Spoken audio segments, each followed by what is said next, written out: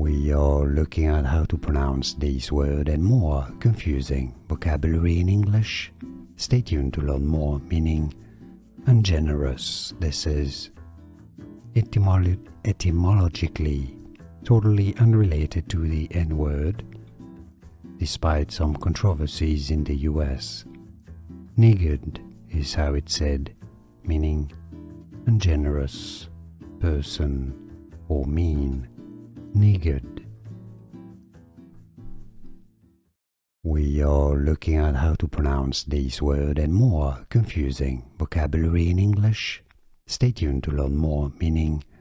Ungenerous. This is etymologically totally unrelated to the N-word, despite some controversies in the US.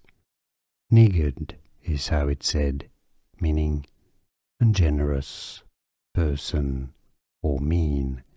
Niggard. Here are more videos on how to pronounce more confusing words and names too many mispronounced. Like this video if you found it useful. I appreciate your support. I'll see you soon and thanks for watching.